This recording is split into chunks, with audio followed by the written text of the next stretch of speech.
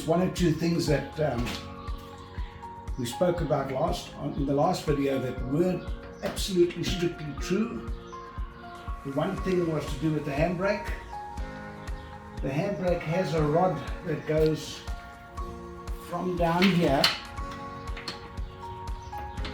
and it operates the back brakes as well. So the handbrake in actual fact works on all four wheels, not on just the front wheels. The front wheel hubs and the front wheel bearings, and I noticed that they're fairly noisy. If you listen, you'll hear it.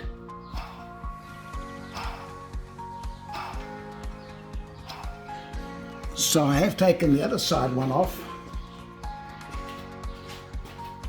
and I've taken it to bits, and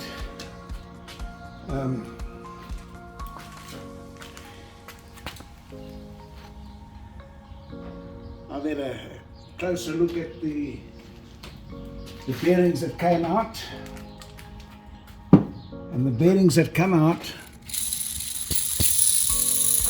and they're bone dry now, but I don't think they're too bad. So my idea is to repack them and then see how they fare. The other thing that I noticed was the condition of the wheel studs.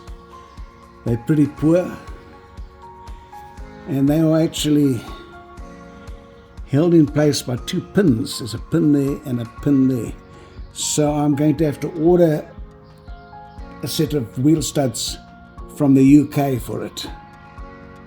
So I can't really assemble the hub until I've got those and I can install them. At some point in time, somebody has messed a little bit with this braking system, and they've cut the rod over here and added in a piece and welded it. Well, I don't like that at all, so I'm going to replace that rod if I can get a piece of metal. It's 1/4 inch, and that's not hard to get, but the threads on the ends might be a little bit of a challenge. The ends are threaded on over here. Yeah. The drive shaft flange here has got a ridge on it. I don't know if you can see that ridge.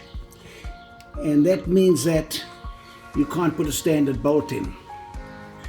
So the bolts that we're going to use, they are original bolts, but they have a cut on the head like that. You also notice you can't put a wrench on them. So they go in there, and then this surface here butts against the flange, this ridge here, and that's what stops it from turning. There's 4 of them that go in there. Each one gets a washer and a nut, obviously.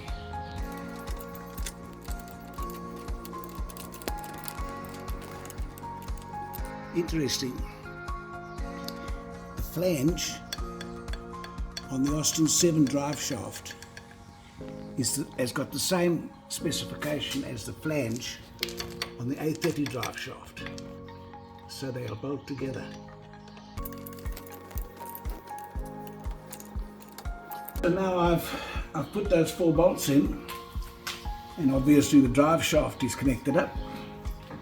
And when you rotate the drive shaft, the back wheels will turn.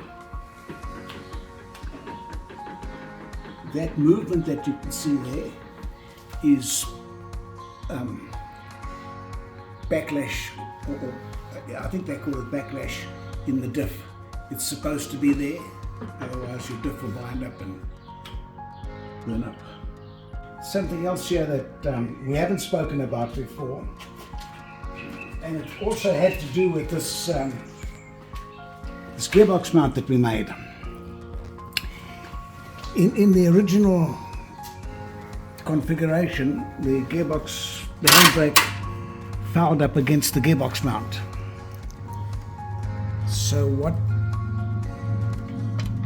what I've done is I've offset the gearbox to the one side by 1 inch, And if you look at the drivetrain, you'll see that it's not straight, but it's all right. It's got universal joints, and the engine obviously is also offset a little, so that clears that handbrake down there.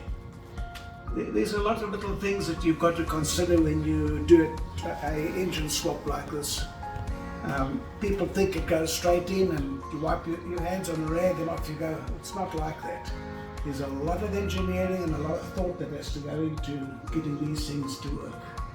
Locks for the car. Very basic, simple steering box. There's obviously no power steering or anything like that. And it bolts into the chassis here on the side. Well, actually, it comes in from the outside with 2 bolts. So this is the steering column that I've got here. The steering column attaches with 2 bolts through the frame down here at the bottom. Now the problem is I can't finally position the steering box because I don't know where it's going to sit inside of the cab, you know? Yeah.